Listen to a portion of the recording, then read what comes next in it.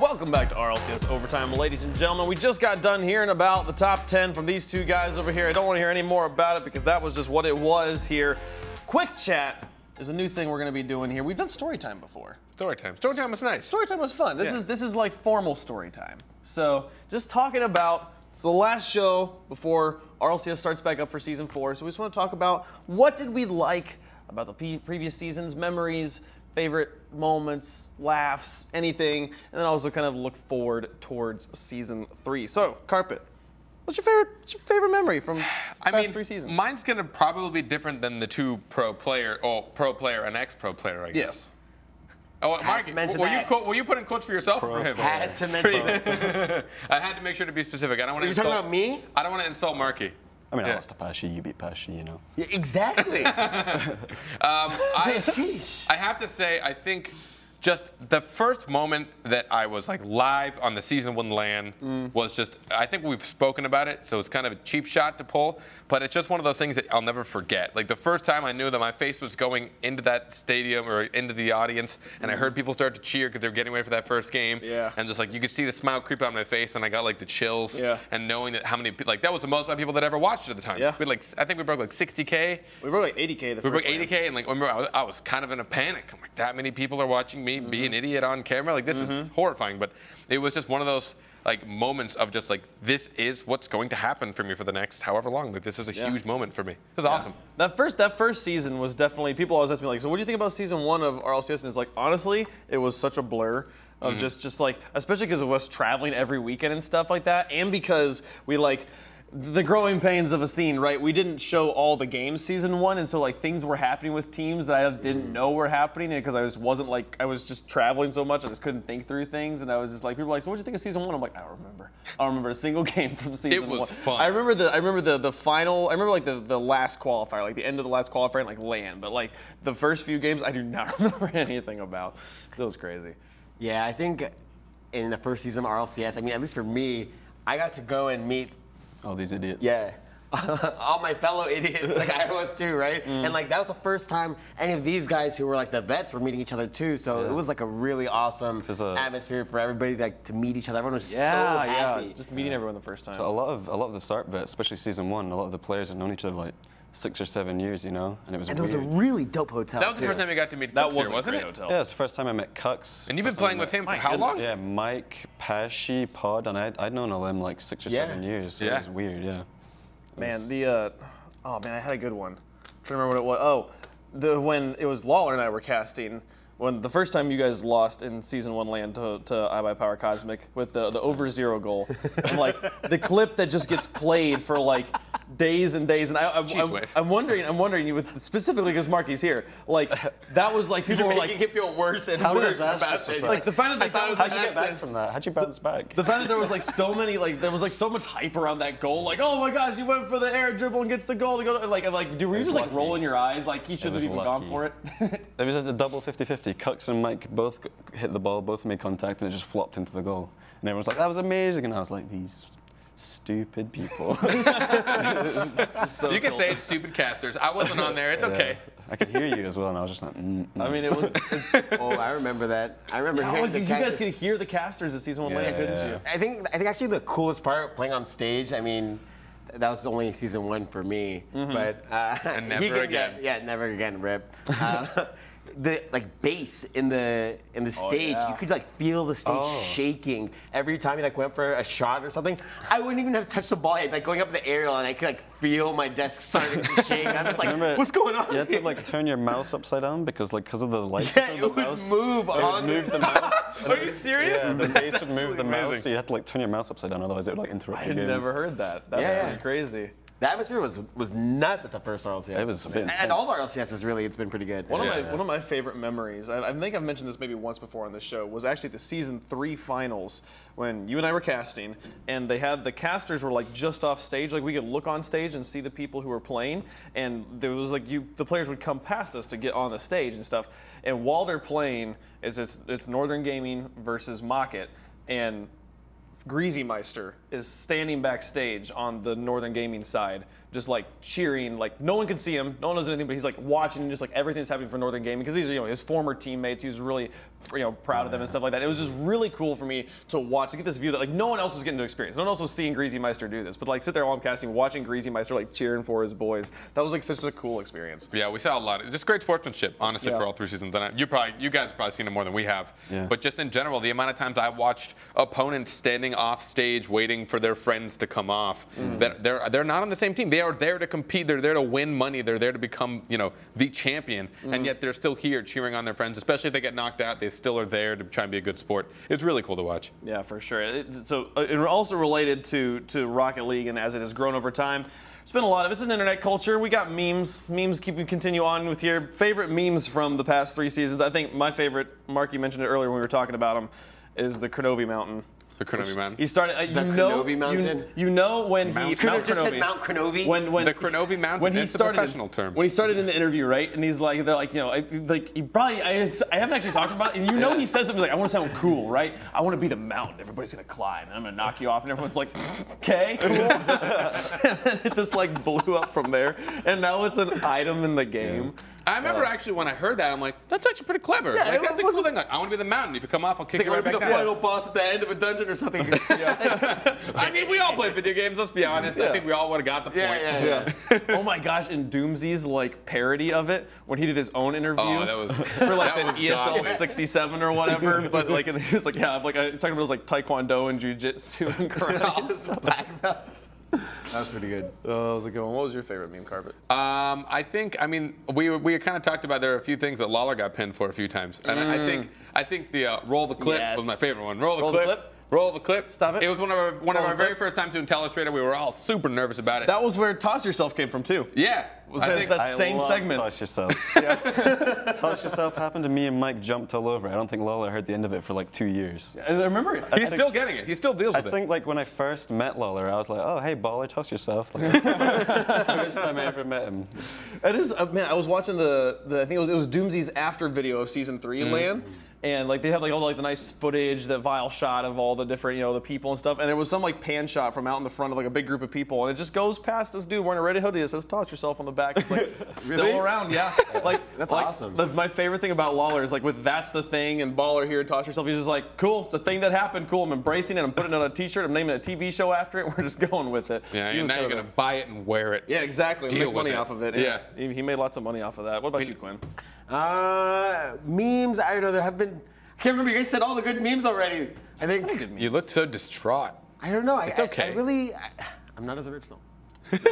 Due to hustle. All the stuff that came from the interviews. So there was that. Oh my. Okay. This isn't exactly a meme. This is going back to one of the memories. But the first time you did like an interview on RLCS when they were doing like the pregame interviews and stuff. Yeah. And you were like, I just want to say hi, mom. They're like, oh, your mom watching? He's like, no, she's actually downstairs. And you yelled, hi, mom. That was so funny. And that's when all the funny ones, like Sebadom and Doomsy started. Yeah. They did like their whole bits. Those were classic. They did a really good job of like selling their. And poor Axeltoss was sitting there like starting to ask questions, and like they're just ignoring his question and just going on with their regular meme. Yeah. Sebadom's like reaching into a backpack like, oh, I'm carrying all these people. He's got them written on pieces of paper. I'm like, dude, you really had to push that for it. It was so funny. Okay, so the memes are great and everything, but now looking forward to season 4 and what we've got coming up. One of the big changes that just got announced very recently was the standardization of maps. This has been something we've talked about a lot over the past few seasons. Is like, should teams specialize in a pocket pick of like Wasteland or a Arc base or Star base? Arc base. Arc base Star. I like Arc base. I think Arc base Star. But those maps now are going to be just standard, normal, kind of rectangle shape, the standard map. And thoughts about this? I mean, a lot of us here have been pushing for that, especially in the community, especially the professional community has been split between whether they think that there should be a lot of deviation or whether there should just be one standard map, And I think it's definitely going to change things moving forward. Yeah, I think the general consensus, correct me if I'm wrong, within the pro community is that they encourage it, but out of the maps that were there, nobody really liked actually playing them. Yeah. So like while they were appreciated, they just, everyone's kind of like, well, I'm worse on this map, I don't want to play it. I think I'm in the minority in that I really wanted non-standard maps because I think it would open up a lot more like strategy and a lot more like creative plays. In my opinion, it's getting a little bit boring just seeing like all the standard plays on the standard maps. And if we could like have some like creative players like really figure out like some really nice moves to pull off ramps and stuff, and to like take people out the game and go for crazy shots and passes off like, you know, doing some like parkour crazy stuff, you know. So do you think most of the other pros agree with you though that there should be non-standards? I think all the interesting pros do. Maybe not the but like, so thinking about like the decision's been made. We're moving forward with this standard maps, and it does give you. I think the thing that really helps with the professional scene is it gives you like an ease on like what to focus on. That it takes away that whole situation. Does it make it easier like going forward to prepare? Yeah, I also think like just purely just not getting them anymore in ranked does at least mean like 100% of your practice time is on standard maps, and you're not like, it's like, although I actually liked the non-standard maps, like sometimes if I like got given Starbase and I had what was your favorite non-standard map? Neo Tokyo, the old Neo Tokyo. But like, Marky, you're a man after my heart. Yeah. Man after my heart. But like every now and then when you'd get the non-standard maps and you'd like a tournament the next day, you'd be like, okay, I'm just wasting 5 minutes here. I want to practice these standard maps. So at least that's gone now. I went back and forth on this, on whether I felt like we should have standard or non-standard and stuff, and like definitely the kind of the esports mentality of like create variety through variation made a lot of sense. But I early on was very much on the side of like just have the one map, because it was like this is it's a digital sport, right? We're modeling soccer, and like yes, there is variance amongst the fields you can play with on soccer, but they are kind of like fitting to a specific standard of a specific shape and the same sort of goals. There's and actually, stuff, I mean, it's a bit of a side point, but I do think that stadiums in real sports actually vary quite a lot. I know that like in soccer specifically, like how they leave the grass can affect. Yeah, the like type it of soccer varies. you can play. It varies, but it doesn't vary to like, all right, we have extra walls or completely change the shape and stuff like that. And I do think it improves the fact that you have one thing to specialize on. You don't have to worry about learning all the different maps, and so the players will get better at just the one thing that we really want to see them get good at. So that brings up a good point then. I mean, do you think that maybe they were being a little too adventurous with the maps?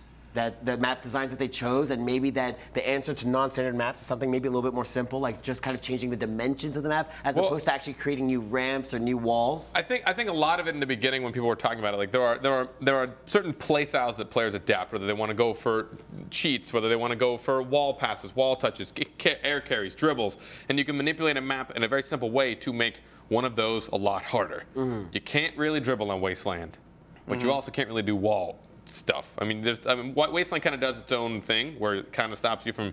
But I know that there were some ideas going through the community of like, what if we just made it shorter, so you mostly had to dribble, you couldn't do aerial stuff, or what if we made it like hard to dribble, but you can mostly do like other things to watch teams specialize in certain categories, and then maybe like do a map ban pick. I don't know. It's something I hope that they like keep experimenting with as they move forward, but I will say it makes things like simpler and cleaner and easy. And the thing that we always loved about Rocket League is that it's so easy for people to catch on to. And if the field stays exactly the same moving forward, well, at least with competitive play, it's going to make it very simple for people to just really latch on to what's going on and not be like, wait, this map's different, the walls are curved, I don't get it, So I think it's a good thing. And moving forward, to look in specifically at Season 4, maps are going to be standardized, a lot of things changing here. Talk to me about your expectations of Season 4. Are we going to see another like super hot team like Cloud9 Amphibian like not make it in like we've seen the last 2 seasons? I mean, like, talk to me about Season 4, guys. I mean, Amphibian, I think that they're going to break the mold of like the new super hot team not making it in. These guys we saw the past weekend at the Universe Open. I mean, they're legit. Yeah. They've proven themselves already. This was their first LAN, or actually, I guess now they're second technically because they went to the regional. The regional was right? They went to the regional, and then they also went to the grand finals. I don't know, man. I mean, I can't say that they didn't play phenomenally, but I really don't think 2s translates that hard to 3s. And I'm not saying they're not going to do really well in 3s, but you can be one of the best 2s players in the world, and your 3 team cannot make RLCS. No, but I think that I agree with you in the fact that 2s is different format than 3s, and just because you're successful there doesn't mean that will carry over. Yeah. But I do think that the pressure and the type of situation that they're going to be in, that's like something that you go through in that qualification stage. It's a really long qualification, RLCS, and it's taxing. Yeah. And they're experienced with it. And being 16, 17, these guys are just being able to do RLCS tournaments. They didn't get that practice before, and they've shown that they can handle it. Well, I think part of the reason these like young NA guns are like we're doing so well in that 2s tournament is because 2s leaves you a little bit more open to be creative and do like weird stuff, whereas 3s is a little bit more about being like professional and well organized. So like that translates a lot better for young boys than it does for grown men. Yeah. People that haven't got the habits in, like right? you. Yeah, like me. Yeah. Are there any European rosters that you should be keeping your eyes on, you think? Well, like Method, but I don't think they're a secret anymore. There's one What they other call team that's secrecy? Isn't that a bad They pun? were called. What a bad pun. There's one other team. You had your that's eye on them for a while, huh? yeah. What do you think about Frontline? Frontline is front. Farah and Shalset. See, Shalzet's a tough, like, defensive player. Like, he's really tough to break, but I don't think they have enough going forward to, like, cause too many problems. What do you think about Maestro now?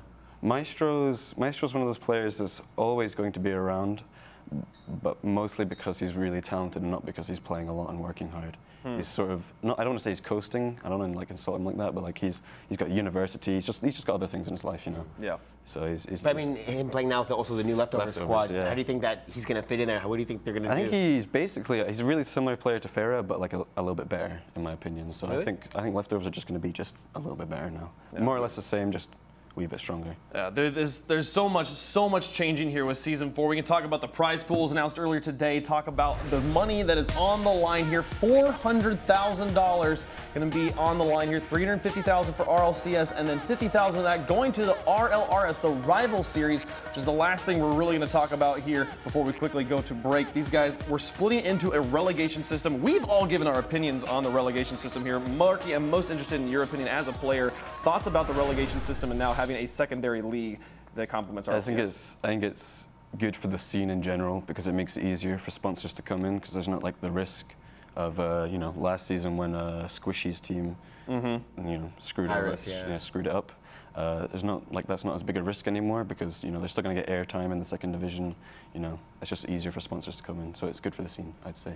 Absolutely. Well, guys, so much memories, so much fun times we've had so far with RLCS, and it's just going to continue on in Season 4. It's going to be great. We're going to take a quick break here, but when we come back, Yummy Cheese Man's going to be talking to us about the OCE region, the other part of RLCS that we have not been talking about as much here. He's going to get us all up to date. Don't go anywhere. We'll be right back.